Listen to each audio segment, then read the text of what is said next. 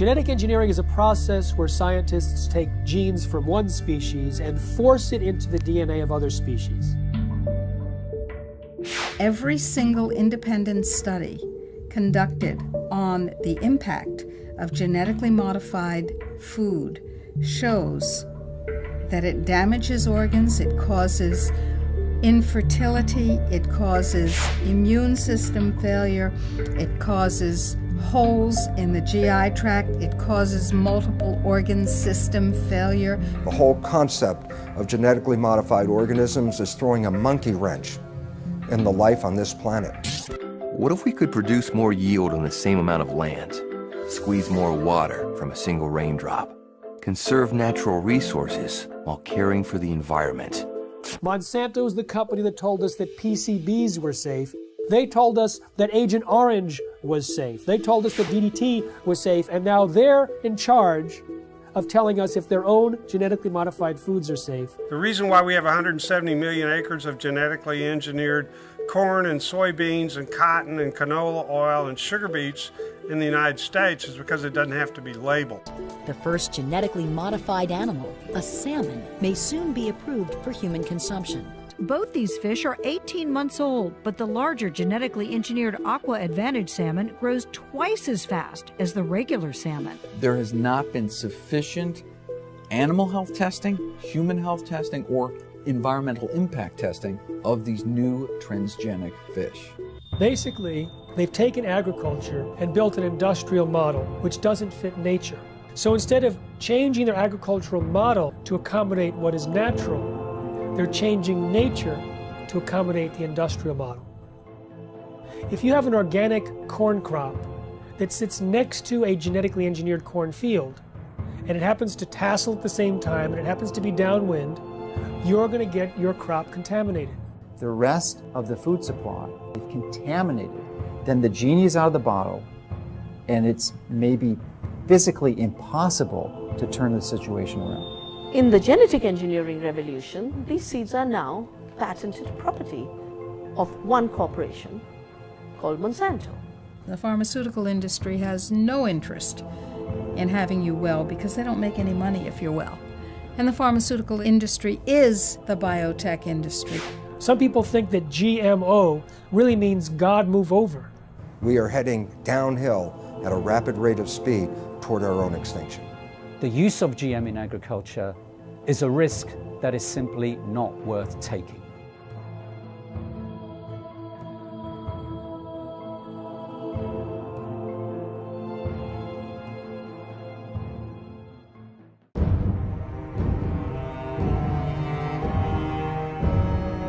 Any scientist that looks into the research or the lack of research on the safety of genetically engineered food comes to the conclusion that these foods should not be on the market. They need another decade or two of research.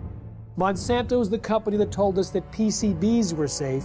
They were convicted of actually poisoning people in their town next to the PCB factory and fined $700 million. They told us that Agent Orange was safe. They told us that DDT was safe, and now they're in charge of telling us if their own genetically modified foods are safe. Because the FDA doesn't require a single safety study, they leave it to Monsanto.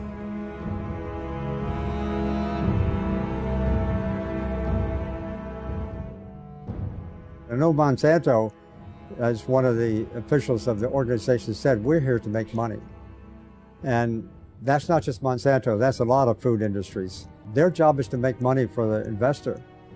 Unfortunately, that becomes the highest priority thought in their minds. Make money, make money, make money. They're not actually making products to make health, they're making money. And so they tend to overlook the health consequences. I think that is a ridiculous sort of approach to the problem. There should be some responsibility being assumed by the producer that when they're producing food, they have a reasonably good assurance that it's a good quality product. That should be the highest priority thing. And then if they can make money with that, fine and dandy. But unfortunately, it's usually the other way around. People in this sort of business are looking for opportunities to make money first priority. And then in this case, maybe letting somebody else worry about the health consequences, maybe even the public. And I think we have it upside down. That is simply upside down.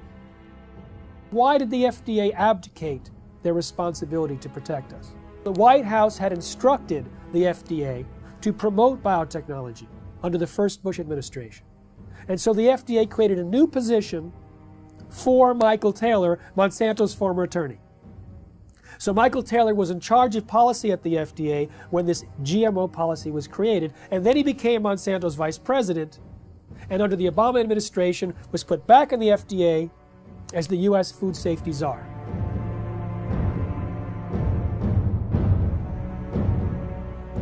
In reality, the overwhelming consensus among the scientists at the FDA were not only that GMOs were different, but that they were inherently dangerous, that they might create allergies, toxins, new diseases, and nutritional problems. They had urged their superiors to require long-term study, and when they saw drafts of the policy coming back to them, they were angry and urged their political appointees to change course. But Michael Taylor and the political appointees ignored the science, ignored the scientists, denied the existence of their concerns, and set forth a policy that allowed GMOs to be put on the market in a way that creates unprecedented risk for human beings and the environment. The FDA is composed of smart people, but they're smart people with a conflict of interest. They're smart people who make their decisions based on what will support their financial needs or their academic needs, not what makes scientific sense. What you can do with GMOs is basically engineer food in ways that make it most profitable from the company's perspective. But from the company's perspective, whatever negative aspects of that might exist are simply irrelevant. And more than being irrelevant, the company is motivated to try to suppress knowledge about those negative aspects. The company is motivated to try to suppress government attempts to regulate in relation to those negative aspects. The company is motivated to try to infiltrate government and lobby government. I mean, when you look at the Clinton administration, Bush Sr., Bush Jr., and Obama, you look at various high-ranking positions in the administrations of all of those presidents, you find people who have worked for Monsanto. Most people don't realize that Monsanto has been around for about a century. They've acquired lots of resources, and they are very clever and sophisticated. They know how the game works. They understand lobbying. They understand bribery. They have been effective at essentially stacking the political structure, the federal regulatory agencies in their favor, to the point that it's almost physically impossible to pass any type of federal regulations or legislation, because the people who make those choices have been in the revolving door of Monsanto. They either previously worked for them or they're paid consultants for them. The governments now, wherever they are dependent on corporations. Who are these governments? Who are these companies? Corporations. Telling people what to do, what to eat, what to feed their children. We are people, we're the children of God. We have constitutions, we have our constitutional rights to eat and feed our families that nature produces. They say, no, we don't have that right. In fact, we're going to force that on you. It's the FDA and the USDA who helped lead the charge for these new food safety bills. There's nothing in those bills to protect you. It's there to protect the genetic engineering industry. And unfortunately, if we don't stop this, you won't see organic farmers. The laws in the bills currently are so strict, so arbitrary, that if you are a small organic farmer, you can't meet their requirements for safety. As a result, you'll go out of business. Not a single human being on earth gets up and says, boy, I can't wait to go to the supermarket and buy a GMO food. And why is that? That's because after 30 years and hundreds of billions of dollars of public and private investment, they haven't been able to come up with one thing in this food that actually helps the consumer. No better taste, no lower price, no more nutrition, nothing. Zip, zero, nada.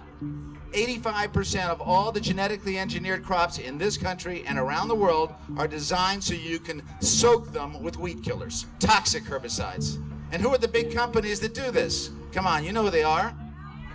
Monsanto, anybody, what? Who else? DuPont, Dow Chemical, Syngenta, Bayer. What kind of companies are these? Chemical companies.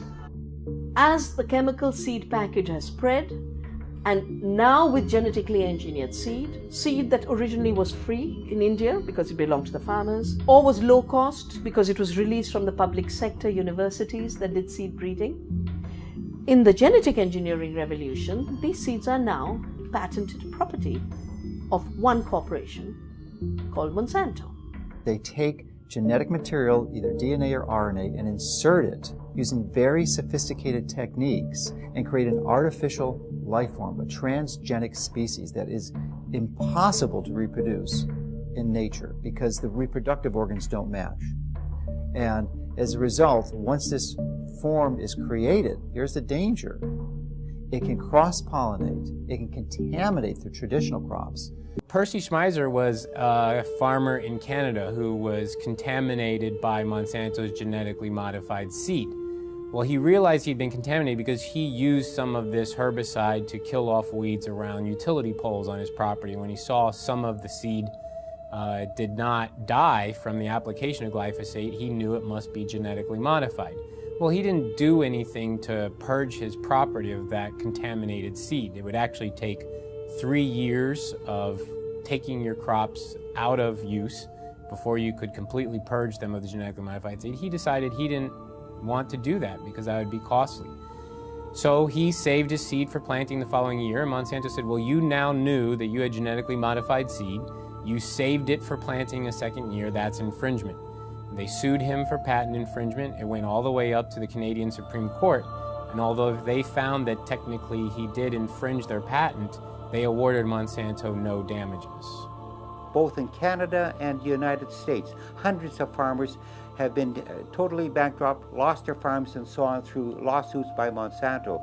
So there's a real fear. Now we call it the new fear, a fear culture amongst farmers, where a corporation now, through the rights of patents on a gene, have which is inserted into a seed to make it resistant to a chemical or whatever, is that they lose their rights to use their own seeds or plants. So it's total control eventually that farmers have to go back to a corporation like Monsanto each year to buy their seed because they're no longer allowed to use their own seeds. So as a victim, you basically have to pay for your lawsuit, your damages, and so on.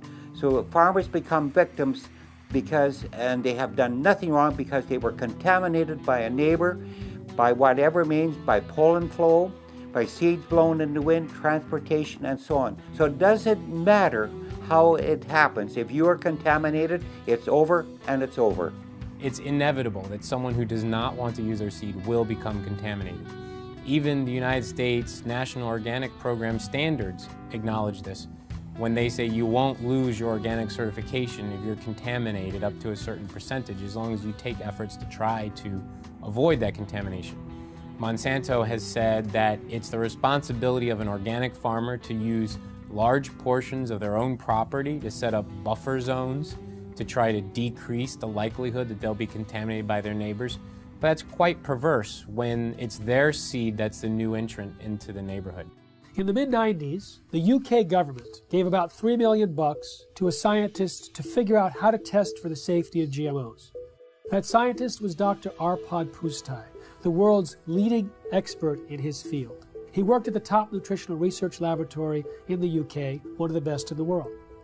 He had about 20 or 30 researchers working with him in 3 different institutes, and his protocols that he was designing were supposed to be implemented into EU law as requirements for the safety assessments of any GMOs to be introduced into Europe. He took a potato that was genetically engineered to produce an insecticide and fed one group of rats the genetically engineered potato. He fed another group of rats natural potatoes, and a third group of rats natural potatoes, plus their meal was spiked with the same insecticide that the GM potato was engineered to produce. So you have GM potato, and natural potato plus an insecticide and all three had a complete and balanced diet as well.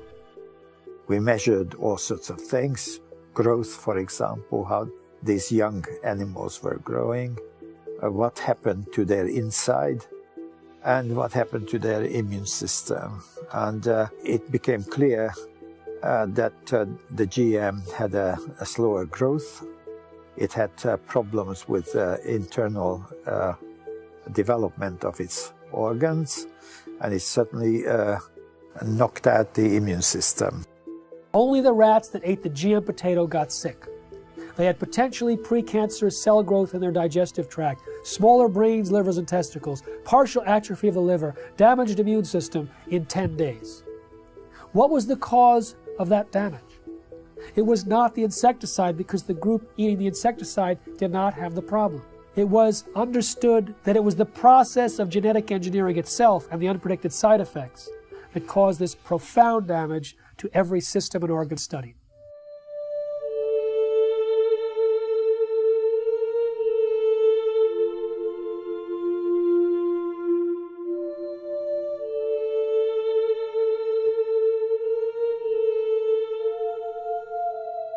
He shared his concerns about GMOs and was a hero for about 2 days at his prestigious institute.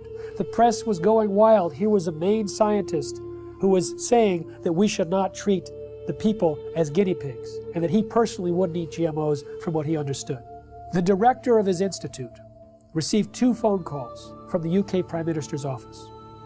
The next day, Dr. Arpad Pustai was fired from his job after 35 years, silenced with threats of a lawsuit. His team was disbanded. They never implemented the protocols. Instead, a campaign was launched to destroy his reputation in order to promote and protect the reputation of biotechnology. We do have all the methods available for testing the safety of GM crops. It will be unforgiven by humanity.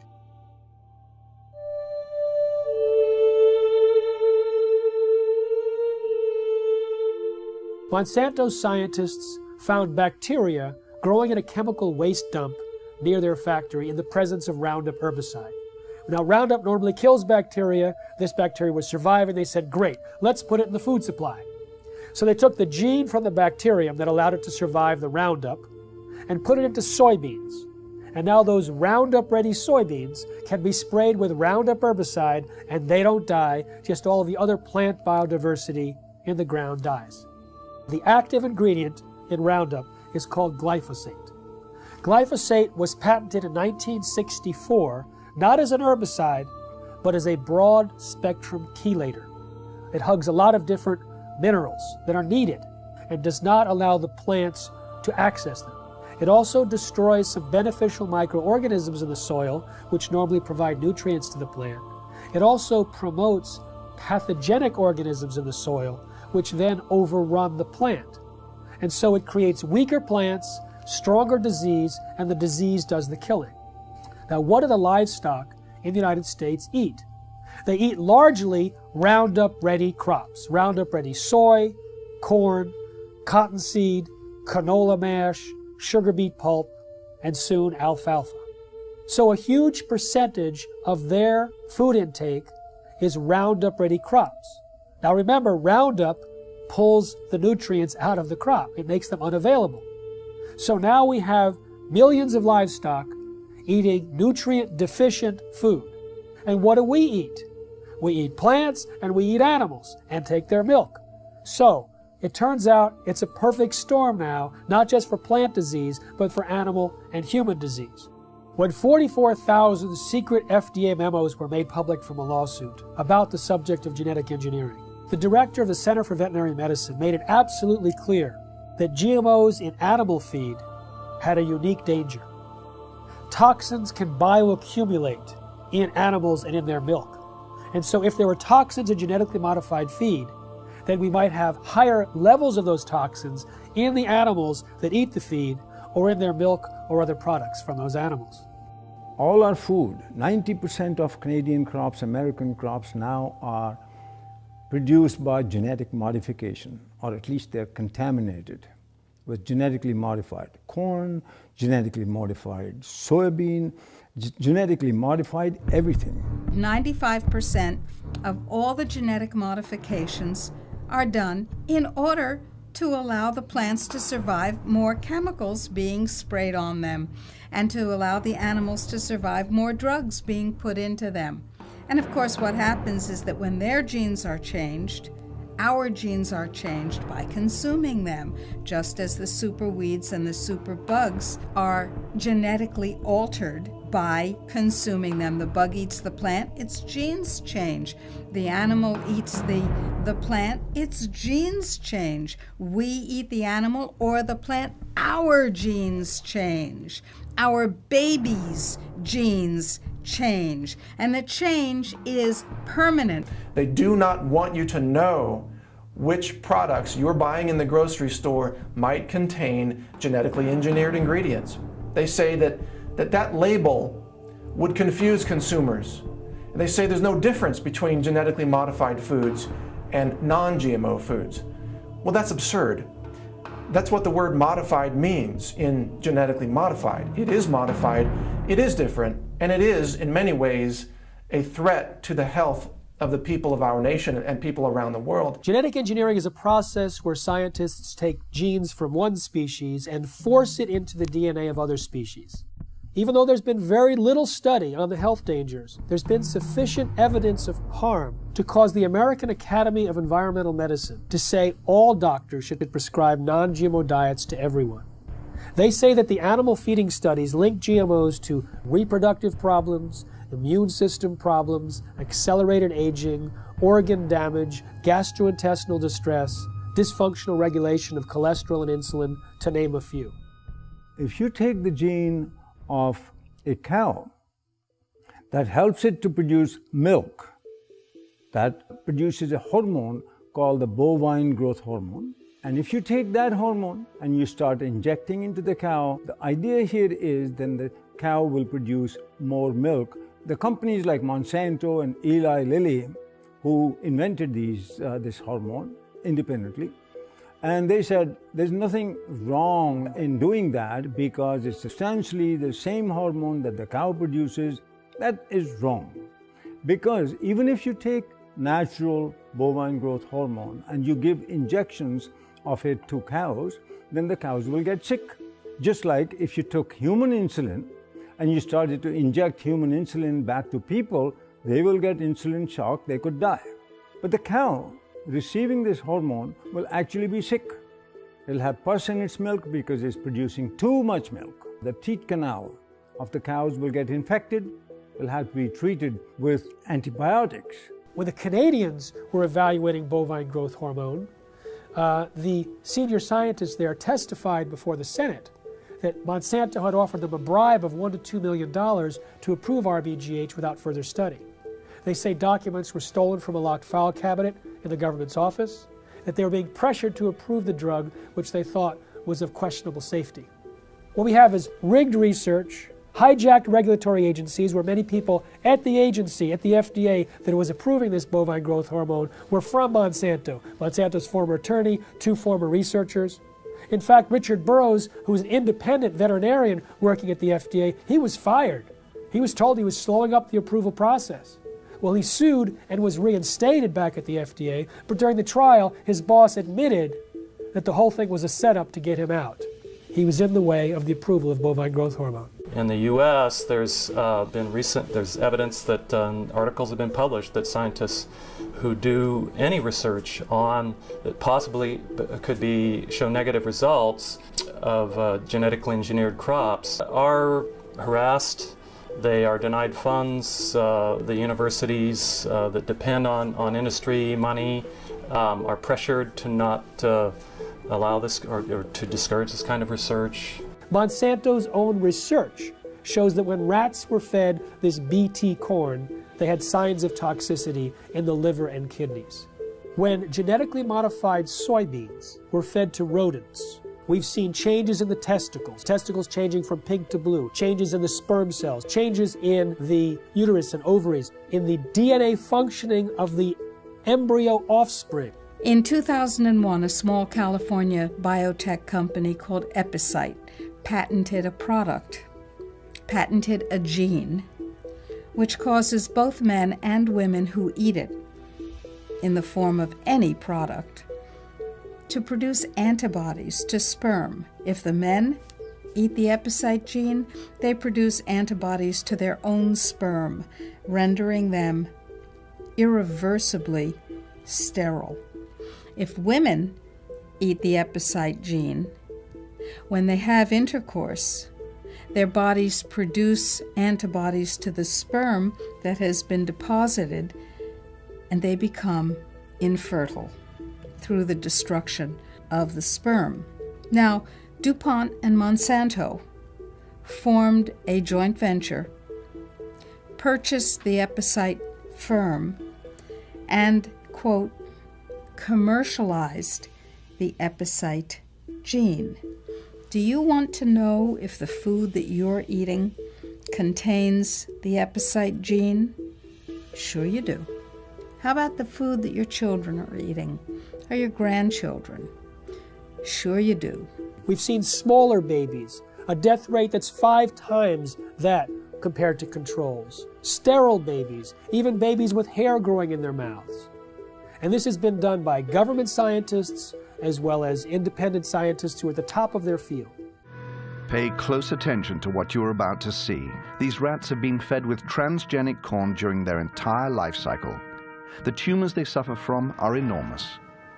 The study that revealed the effect of the GMOs on the health of these rats has just been completed. It lasted for 2 years. We spent over a year trying to obtain transgenic corn because no GMO manufacturers were willing to provide them. This is because Monsanto requires contracts to be signed stipulating that the seeds must not be used for testing. We wanted our study to be independent. Every rat was dissected to identify the way each diet, GMO, GMO and Roundup on its own, had acted on the metabolism of each animal, focusing on the development rate of the tumors that only start to manifest themselves after the initial 3-month period. Each step up represents a large tumor, which can measure 17 millimeters by 17 millimeters. 94% of them take effect in the mammary glands, which would equate to breast cancer in a woman. We are faced with renal tumors for the males. Some males also suffer from mammary tumors. One could have thought that the main cause of death was coming from the pesticide added to the corn. But what the study highlighted, and this for the first time ever, is the fact that the transgenesis itself could have killed the rats. What this means is that just by interfering with the genome of the plant in order to modify it, we are faced with repercussions that no one could have anticipated. This is enough to make us reconsider all the scientific precepts that led to the creation of GMOs. We realized that GMOs without any Roundup residue were responsible for an increase in the death rate of females and of some males. This is the GMO that is being eaten by the Americans, but also the GMO that has been approved for importation by European agencies, and that contaminates our food. When they allow animals to graze on the cotton plants after harvest in India, for years and years there was no problem. When they introduced this Bt toxin-producing cotton, thousands of sheep died, buffalo died, goats died. I've interviewed the people myself, seen pictures of their dead animals. These animals were successfully grazing on non-Bt cotton plants for years. In one case, 13 buffalo grazed on Bt cotton plants for a single day, and within 3 days they were all dead. Unfortunately, there's not sufficient follow-up. One small non-governmental organization pleaded with the government in India, please do some research on these animals. The government refused. They pleaded with universities offering to pay for the research themselves. They refused. So this small NGO did their own research. They put 3 sheep in one field with Bt cotton Bolgard 1, 3 with Bolgard 2, and 3 with non-GM cotton. Within a month, all 6 sheep eating the Bt cotton plants died. But 3 eating the non-Bt cotton plants had no symptoms. But their research was dismissed because it wasn't a government agency or a university. So we have a situation where the evidence is there, but it's not being paid attention to because it's being drowned out by the big bucks and the biotech industry with their tobacco-type science and their distortion and denial of the facts.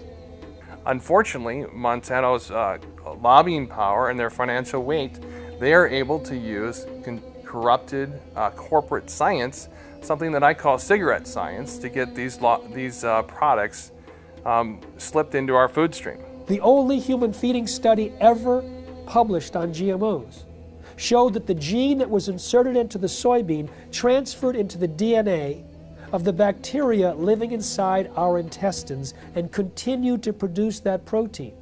So if it happens to be an allergen and you're allergic to it, you may be continuously triggered over and over again by the production of that allergen from within inside your own intestines. When we look at the quality of the nutrients in our soil, we see that that has become actually a victim of industrial agriculture, which destroys the microorganisms in the soil and then puts in a few nutrients as if that were enough to provide a healthy diet. It turns out that the current industrial agricultural model was based on surplus military products after World War II. They had extra bomb-making material that worked as fertilizer, so they created the synthetic fertilizer industry. They had excess nerve gas that they could use as insecticides, so they created an insecticidal industry. And by steering the farmers and the land-grant universities and all the population towards these high-input, corporate-driven agricultural models, we actually stripped away some of the health and some of the nutrients that were vital and are vital to the health of the people and of the livestock. The plant's ability to absorb nutrients out of the soil is restricted with GMO seeds and plants. And that's why the nutritional value is going down, and that has become a very big concern. And there's a very big concern that many of our foods that we eat, nutritional value contents have to be rechecked because it has changed. It alters the structure of a plant when you put a GMO gene into a plant. So you no longer have the same type of plant and you've changed the makeup. Monsanto is the only company I know of that doesn't want you to know you're buying something that has their technology inside it. You know, cell phones, computers, automobiles, everything else we purchase, clothing, is branded because everyone wants to know, they want consumers to know that their product is inside whatever you're purchasing. But Monsanto wants that to be a secret. If you go and purchase any of their bags of seed and you look at the back, there's a big, huge box with a big stop sign.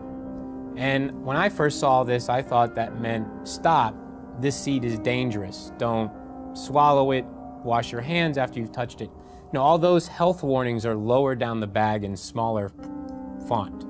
If you look in the box where the stop sign is, it actually says stop. These seeds are protected by the following patents. Your use of these seeds must be in compliance with the license agreement. You may not save the seeds for replanting, blah, blah, blah, blah, blah.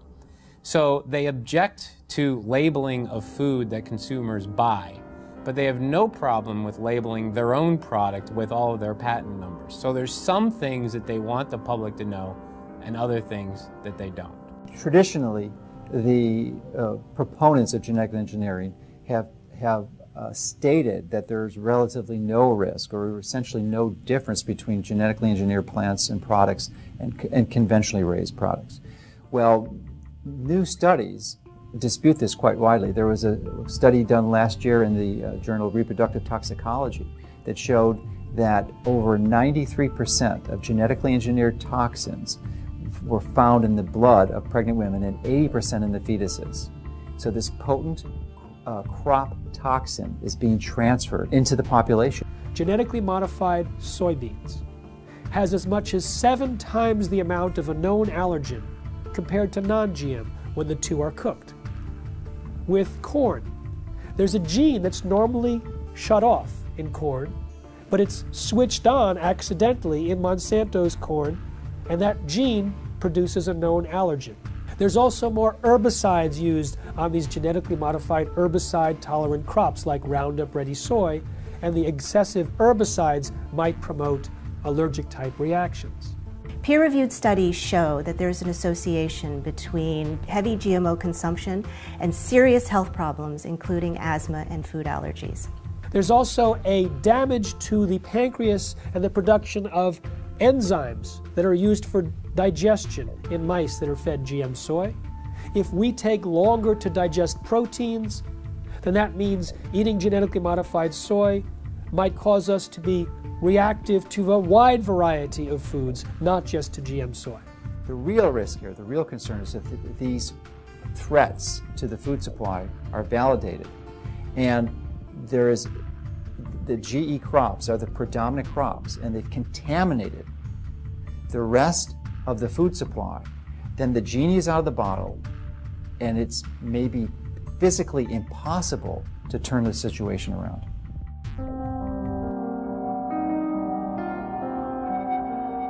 There has been no long-term research on the concept or consequences of what this genetic modification does, not just to us, but to the environment. And right now, from all the research that's showing up, it says this has a very negative and profound effect on destroying the environment in which we live. So therefore, I find it senseless that the government would support and condone genetically modified foods without even having the basic research to understand the liabilities involved in creating these monster organisms and putting them into our world. The conversation in Europe and in countries in South America and in Asia is much more sophisticated in terms of its understanding of science, the importance of independent peer-reviewed science that isn't contaminated or corrupted by corporate influence. Here in the United States, you know, the birthplace, the bedrock of the free market system and democracy, we are having our rights corrupted by corporate influence. The major impact that Monsanto has, their ability to get their products approved with minimal scientific oversight and minimal review of these products for human health testing, is really an abomination. The entire scientific foundation underneath genetically modified organisms is false, because organisms are not genetically determined. And when we understand that, we recognize that the only way to create crops that will benefit humanity is to understand nature herself and learn to live in harmony with it.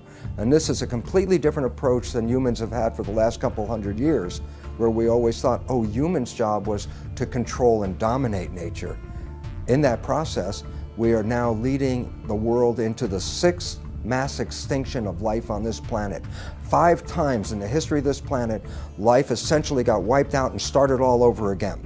The 5 previous mass extinctions are attributed to things like comets or asteroids hitting the Earth and destroying the environment. We are now deep into the 6th mass extinction of life on this planet. We are losing species of organisms faster than even in the previous 5 mass extinctions. But the source of the problem is much closer to home than a comet or an asteroid. Science has recognized that it's human behavior that is undermining the web of life. Rather than trying to control nature, our mission is actually how to learn to live in harmony with nature. The FDA, which treats the American people as slaves, knows that if people knew the truth about how healing their foods can be and how dangerous the processed foods really are with all their chemical contaminants and their genetic modification, if people knew the truth, they would demand food freedom. They would demand access to healing herbal therapies and healing dietary supplements. They would demand that the FDA back down from its intimidation campaigns that have been leveled against producers of dietary supplements and herbal remedies and raw dairy products and so on. The people would demand that if they knew, and that is why they are kept ignorant under this campaign of disinformation currently being waged by the FDA. I've been vigorous in my opposition of these strategies that these large corporations use to use their influence for their benefit. And as a result of my positions, I'm frequently criticized by their own local networks, the skeptic networks and such. And they're also their ability, because they are so politically connected, to use the federal regulatory agencies to come after me personally, to file claims against or statements against my company, and also to criticize me such that it can be viewed in most of the traditional media to skew the information, the truth of what we're saying. They twist the tables. It looks like we're the bad guys when actually nothing could be further from the truth. We're just seeking to help people understand what the true reality here is, and give them the tools to make that distinction and give them the right to know. In the early 2000s, Monsanto and the biotech industry vilified a scientist for his linking of Bt corn to a decrease in monarch populations. 2 years ago, another research paper came out confirming that yes, Monsanto's Bt corn and their Bt cotton products were actually reducing the habitat of monarch butterflies. Monarch butterflies are the canary in the coal mine on the prairies in the Midwest. Of the major impacts, the negative environmental impacts that these products are having. The large-scale cultivation of GMO crops can harm biodiversity in a number of different ways. One is that in the case where the crop is engineered to be tolerant to a herbicide, such as Roundup or glufosinate, then the application of high doses of these weed killers destroys the weeds upon which other organisms normally would be consuming. So the insect population is reduced, and then there isn't the insect population upon which the birds are also consuming.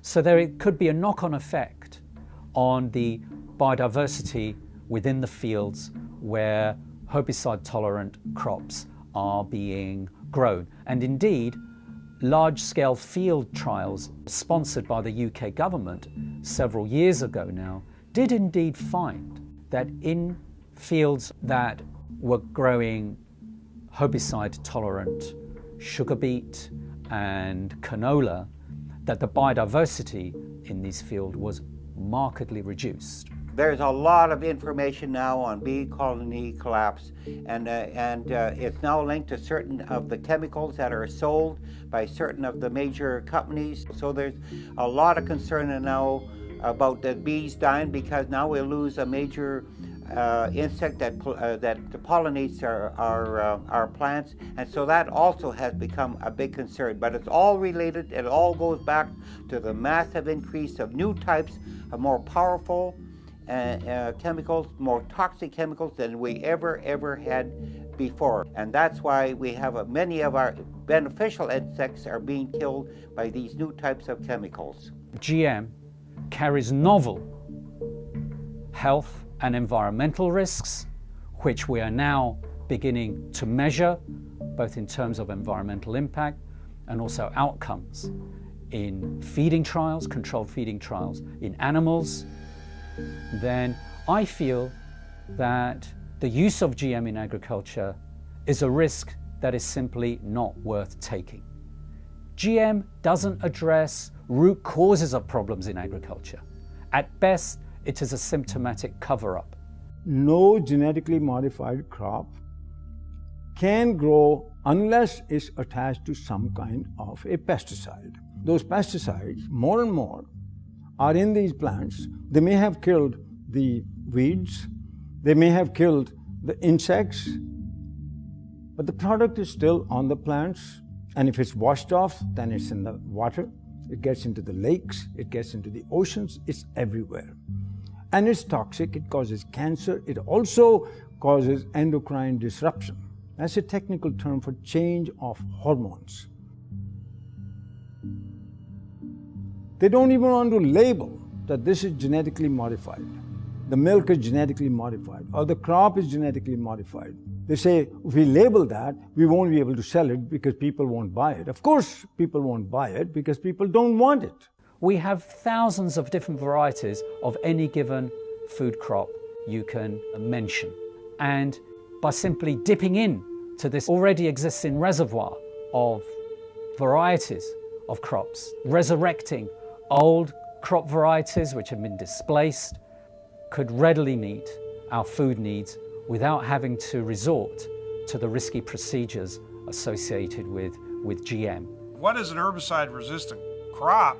It's a crop that you can spray the hell out of it with a toxic chemical and it won't die. It kills everything except that particular crop. And so you have the ability not only to sell the seeds to the farmer, you're going to sell them the companion pesticide.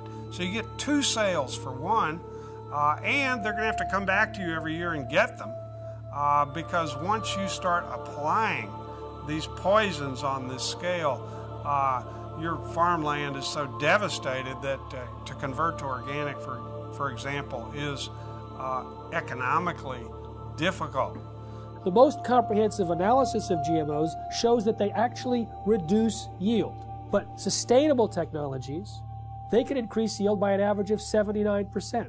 What BT corn does and BT soy does and what Roundup Ready does is it decreases labor. It's labor saving, as if we need less farmers in this country. And we have a limited planet. So more people farming is the key to higher yields, not chemicals. GMOs are stealing the money away from these more appropriate technologies. We have more food per person than any time in human history. We have enough food grown to feed 11.3 billion people. What we don't have is the ability for people to access that food. And so it's not a silver bullet of increased yield that the biotech industry tries to sell us. The ISTAD report proved that organic and sustainable agriculture had the same and higher yields than conventional, chemical-intensive, genetically engineered crops. These herbicides are actually having a major impact in killing the beneficial soil microorganisms in the soil, which actually not only add to the yield gains, but also the nutritional value of these plants. Cotton production has increased in this country because of acreage, not because of the BT technology. Rice and wheat production increased in India because of irrigation acreage. Land and water account for it, not the seed and the chemicals. In fact, the seed and chemicals have created a scarcity. First, the new seeds had to be grown as monocultures, so you had less food.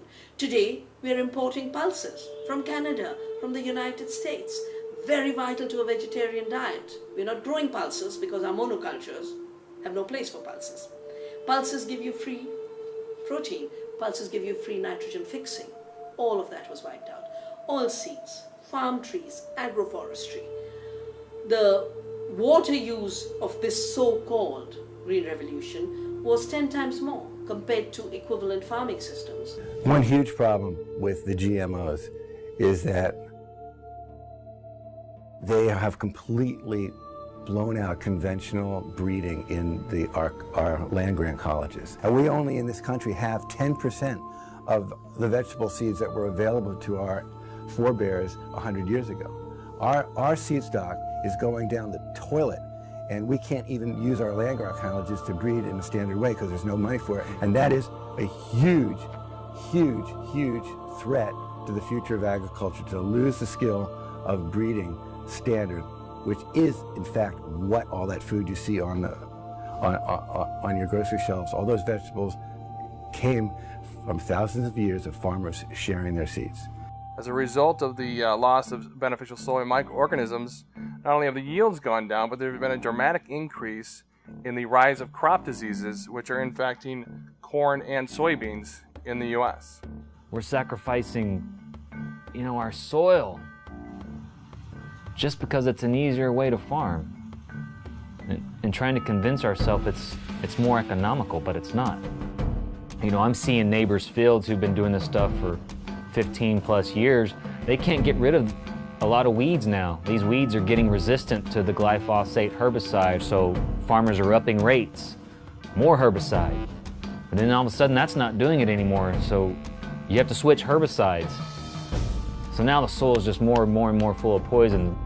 So there's going to be more sickness in that field. It's going to be more susceptible to diseases, insects. It won't make it through drought periods as long. The same crops side by side, right across from each other. The natural plants are going to make more over time. And you have a soil that you continue to poison, nature's going to win.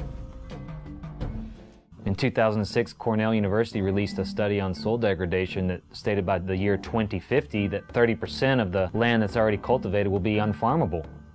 Now, the thing about Roundup and glyphosate is that it stays in the soil for months or years. and it continues to cause the reduction of available nutrients and the promotion of these diseases. And so people like Dr. Don Huber from Purdue University, have identified more than 40 plant diseases that are on the rise in the U.S. because of the overuse of Roundup and other glyphosate-based herbicides. Now, it pulls these nutrients out of the food supply for months or years. According to Reuters, in 2007, there was about 184 million pounds of glyphosate herbicide used in the United States. Now, that's one of many, many years, hundreds of millions of pounds, which means hundreds of millions of pounds of nutrients have been tied up and taken out of the food supply. When we have a company like Monsanto that says, I don't care what nature says, I'll create the crops that I want, and we look at what happens, we see another step, another process in our own demise. This is a very powerful enemy, a classic David versus Goliath challenge. And there's the only way we have any approach, any possibility of ever winning this thing is if we work together as a cohesive group. The whole concept of genetically modified organisms is throwing a monkey wrench in the life on this planet. And until we change that, we are heading downhill at a rapid rate of speed toward our own extinction.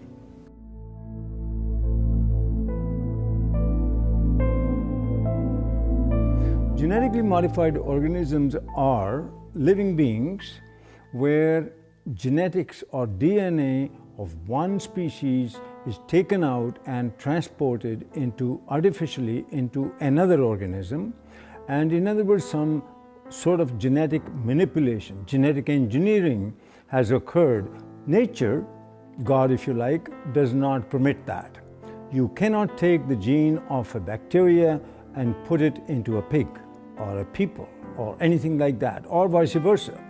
They've put spider genes into goats in the hopes that they can milk the goat to get spiderweb protein to make bulletproof vests. They've put cow genes into pigs and made cowhides on those pigs. They had what was called an enviro-pig, a pig that would have manure that was less toxic. They can create these featherless chickens to kind of better live in these tight battery cage, these small barren wire enclosures extending down long rows and often windowless sheds. It can be 1 million birds in a single shed. How do you do that? Well, without them overheating, where you have this mass ventilation fans. But another way, you just take off their feathers. There's a genetically modified salmon that was created by Canadian researchers that was tested up in Canada. They put these frankenfish into tanks and they fed them sufficient food and there was no problem. When they reduced the amount of food, the frankenfish freaked. They started killing and eating their neighbors. So what happens if the FDA approves these frankenfish and let's say they escape into the ocean? I don't know what's worse, the extinction of natural salmon or the roving of these frankenfish going around and killing and attacking other species and changing the whole ecosystem balance. They both have a mating advantage because they're larger, but they have a survival disadvantage. And it's that combination that, should a male transgenic fish escape into the wild, cause the rapid collapse and extinction of both transgenic and wild fish in as little as 50 generations. Scientists take genes from one species and force it into the DNA of other species. Now, the process itself creates massive collateral damage in the plant or animal, but they don't test for those changes and the side effects before they introduce, say, the crop into our food supply. DNA is the inherited material of life, and it is where genes are structured. So we inherit half of our DNA from our mothers and half of our DNA from our fathers. And within the DNA are the genes that encode for all the structures of the body. So the DNA is like a blueprint.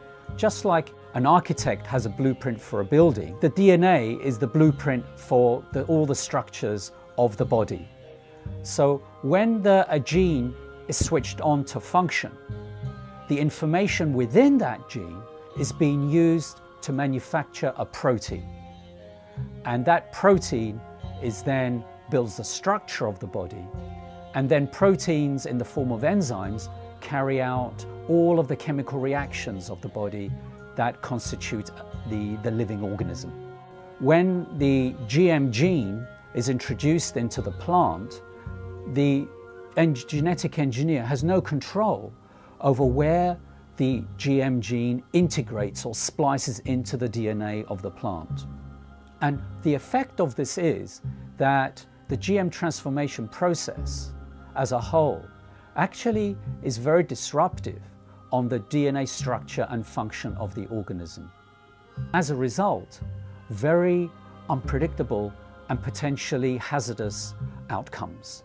Because if you disturb the balance of gene function, remember the gene function is controlling the structure and the biochemistry of the organism. If you disrupt the balance of gene function, you disrupt the biochemistry. And if you disrupt the biochemistry, you run the risks of creating novel toxins, novel allergies, as well as a disturbance to nutritional value. These types of outcomes resulting from the disruptive effect of the GM transformation process have been observed, are observable, and they're genuine. With our understanding of epigenetics, the new science of how environmental signals control our genes, we're introduced into the chemistry of where do the signals come from that select the genes and modify our genetic activity. Well, we used to say everything was due to the genes, but now we find there's a class of molecules called microRNA. They're very small RNA molecules, and they're found in all the cells. And these microRNA molecules are molecules that adjust the reading of our genes. And well, a new understanding has been found about the microRNA molecules. And when we eat food, the microRNA from the food is picked up by the digestive system and not broken down. The microRNA is taken into our own body intact. And now what they followed is the microRNA from food ends up in our own cells, like in our liver and other cells in our body. And these microRNAs still have the same function. They change our genetics and they change our readout of our genome. And the significance is profound. It says when you eat genetically modified foods, we are eating a new class of microRNAs that have never really been in the world before. And yet, these microRNAs are picked up by our biology and adjust our own genetics. So, in a sense, the old story, we are what we eat, actually now has a biochemical foundation. And then all of a sudden it says, if that's true, then why would you risk your life eating a genetically modified food containing microRNAs that can totally distort our own biology and cause great problems in our lives? The process of genetic modification is a completely irreversible process. Once it has been carried out, it affects the reproductive cells of the organism. So any effect you have, for good or for bad, is then passed down through the subsequent generations of that particular organism. And that's true for plants and animals. Indeed, for any genetically modified organism. And this now has to be understood because when we eat genetically modified foods, not only does it affect our own cells like that, but we also know that the bacteria in our gut that are required for our survival, we need these bacteria. The bacteria also pick up the genetic engineered genes. And we modified the gut bacteria. And you say, well, why is that relevant? Well, not only do we need the gut bacteria for our survival, but the gut bacteria change our genetics. Information from the bacteria is picked up by the digestive cells and adjusts the digestive system cells to be compatible with the bacteria in our gut. There is a dialogue and a communication. If you alter the genetics of the gut bacteria, by definition, you've completely altered the development and genetics of our own cells. Way back in the 70s, they developed this grand vision of being able to splice in high yield and drought resistance and all sorts of, pest resistance, and they dreamt of patenting those genes and having proprietary ownership of these genes. And during the 80s, that indeed came about from a number of court decisions. They believed they could make billions of dollars from these proprietary gene transfers to make food do certain things or crops do certain things. When the evidence came out that there were fundamental flaws in the genetics, they just did not want to know. They didn't want to do the research into these issues of food safety. and they went ahead with their development, yet they weren't doing the basic research. You see, GMOs are the product of an infant science. And now we are feeding that product to the entire population. And it's known to create unpredicted side effects. And no one is testing to see if the rise in all these diseases since GMOs were introduced in the mid-90s is caused or promoted by these GMOs. If Monsanto's patent on a gene, if that patented gene gets into any, and I'll use the term, higher life form. So what does that mean? Birds, bees, animals? And the question I have to ask, what about human life? If Monsanto's patent gene gets into you, gets into me, does that say they own me? Do they own you? These are all questions that are that the courts and our governments will have to address. How far does the patents on genes on life go? There have been over 140 lawsuits filed by Monsanto against farmers, including against those farmers who wanted nothing to do with Monsanto's genetically modified seed. When you ask Monsanto whether genetically modified seed is natural, they have two answers, yes and no. And it depends on which side of Washington, D.C. they're talking. If they're at the FDA or the USDA, they say genetically modified seed is absolutely no different than natural food. It doesn't need to be tested, doesn't need to be labeled. The public doesn't need to know if their food's been genetically modified because it's no different. Then when they're on the other side of Washington, D.C. at the patent office, and the patent office is saying, well, you don't deserve a patent because your seed is no different than natural food. They say, oh no, it's not. It's completely different. We've invented something brand new. It's radically different and it's so inventive we deserve not just one patent, we deserve entire portfolios of dozens and dozens of patents. Because the United States was the only country in the world, still is, that allowed genetically modified organisms or any organisms to be patented. Up until then, living organisms or their products could not be patented.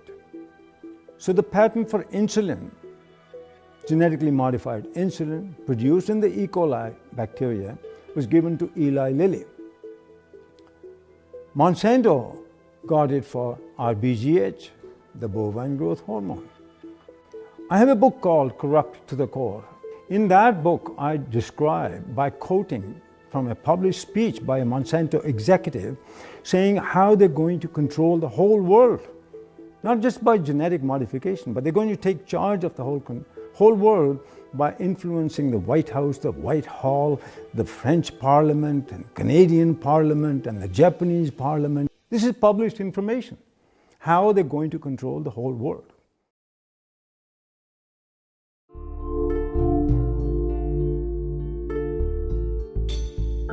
American people are beginning to become more aware and wake up to the fact that their government has been corrupted by corporations and the food that they're feeding themselves has possibly serious human health risks. In the European Union, where labeling is required, there's almost no genetically engineered food on store shelves and restaurants. There's almost none of it planted. Today, more than 50 countries around the world allow labeling of genetically engineered foods.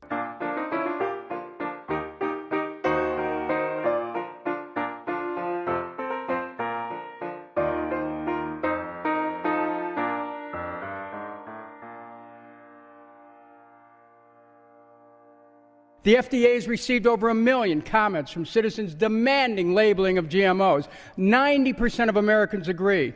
So why no labeling? I'll give you one reason.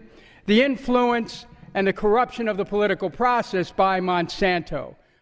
If you have an organic corn crop that sits next to a genetically engineered corn field, and it happens to tassel at the same time, and it happens to be downwind, you're going to get your crop contaminated. In fact, even the seed stocks are becoming contaminated. I should have the right to be a conventional farmer.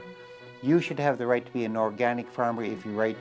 But if we have GMO farmers, you no longer, remember this, you no longer can have an organic farmer, you can no longer be a conventional farmer. You'll become a GMO farmer whether you like it or not. An expert in air pollution calculated how far corn pollen could travel in 24 hours, which is the maximum time that it can remain viable to cross-pollinate. It could travel under certain weather conditions over 500 miles.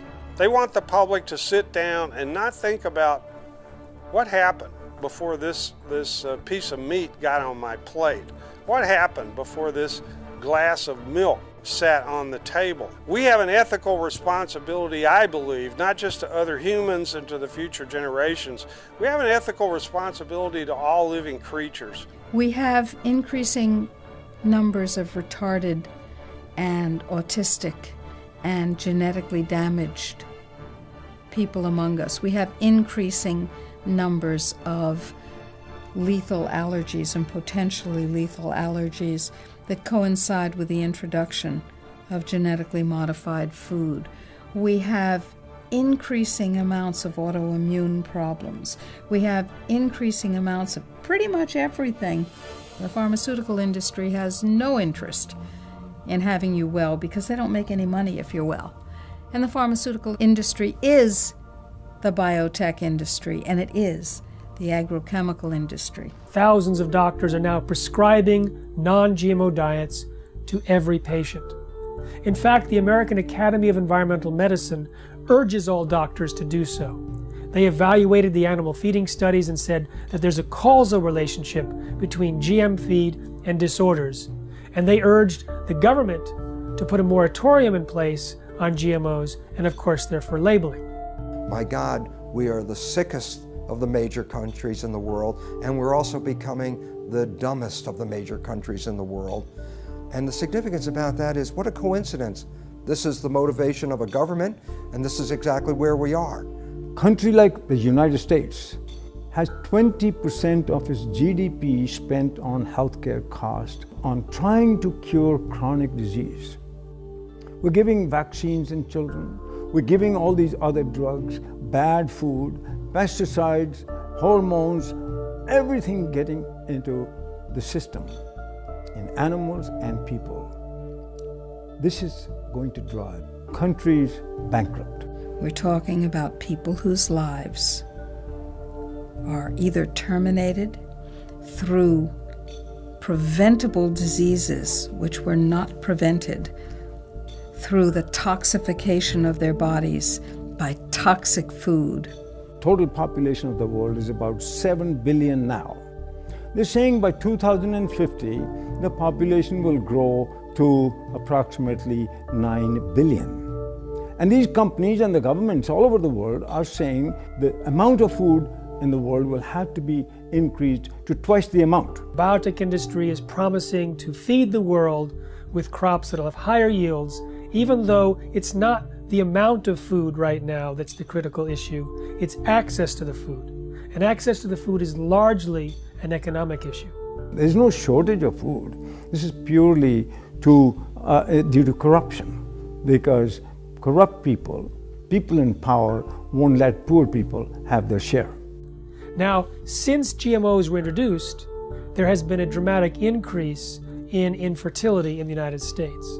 But there's significant evidence both in laboratory animal feeding studies as well as livestock experience to point a finger at Roundup-ready crops as a potential cause. The newest information of a study just published a week ago shows that these toxins in the food have actually been associated with an increased intensity of obesity, and this is found in salmon and rats.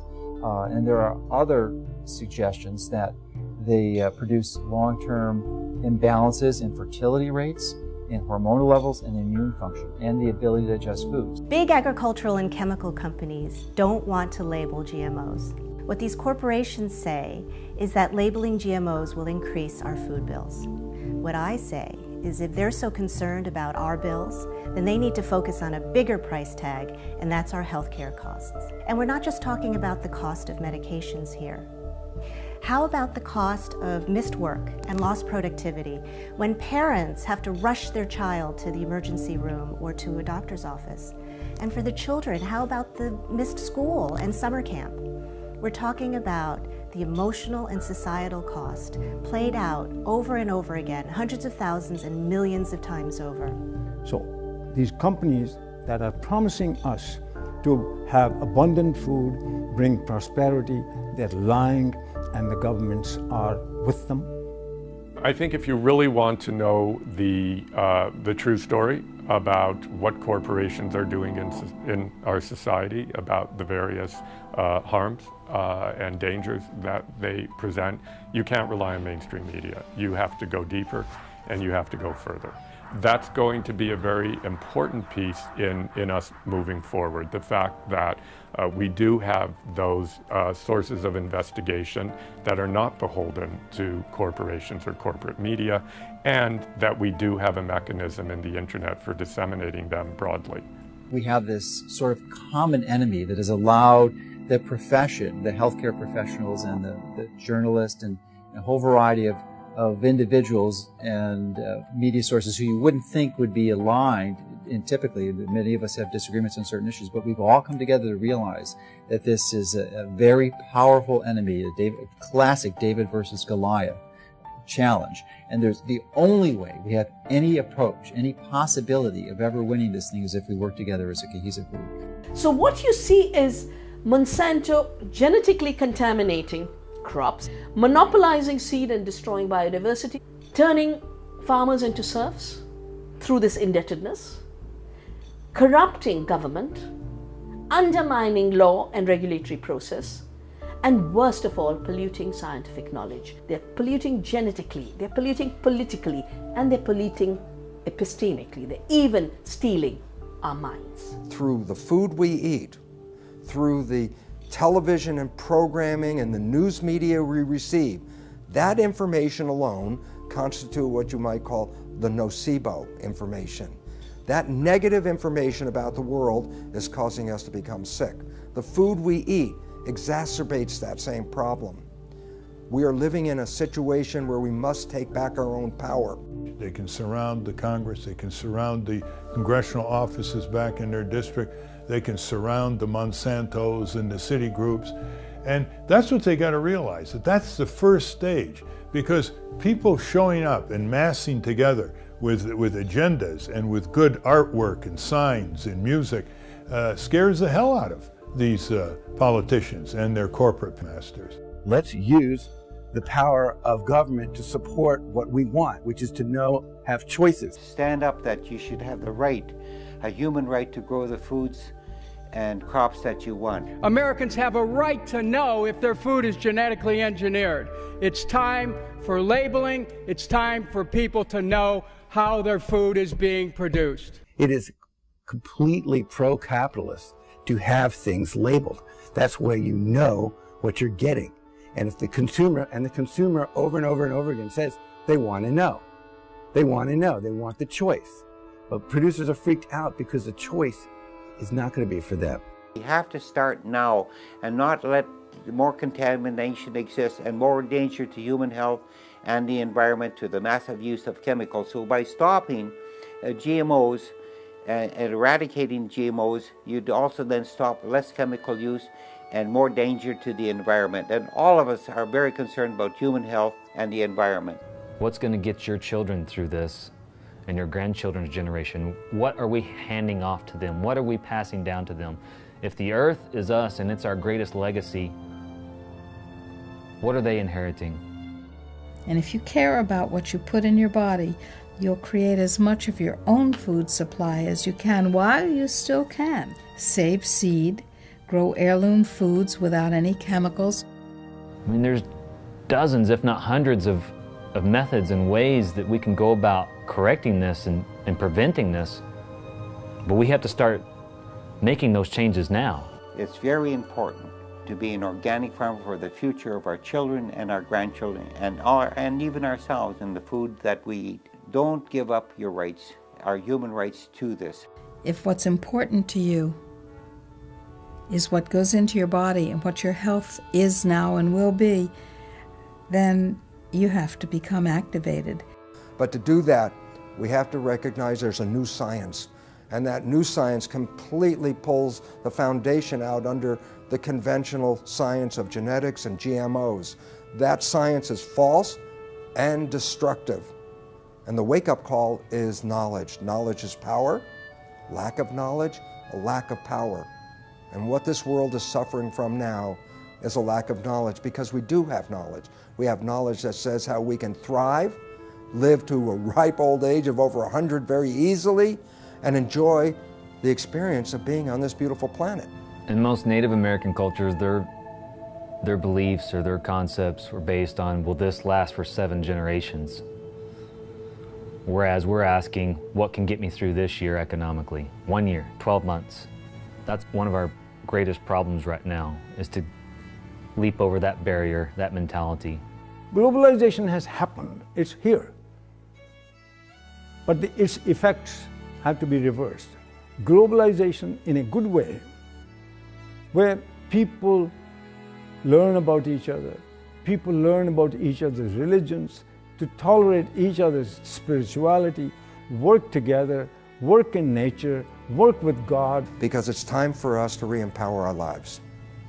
For 10,000 years, humans grew crops without chemicals. You know, it's time that we get mandatory labeling. It's time we cut down the biotech bullies to size.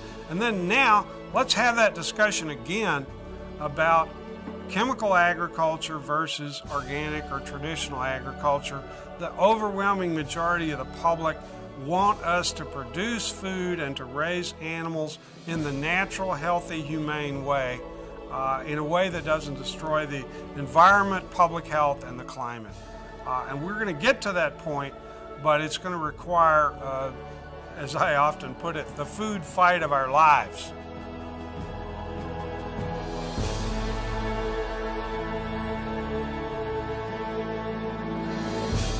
I'm looking at the food that's in the grocery store. They say it's safe, everybody eat more.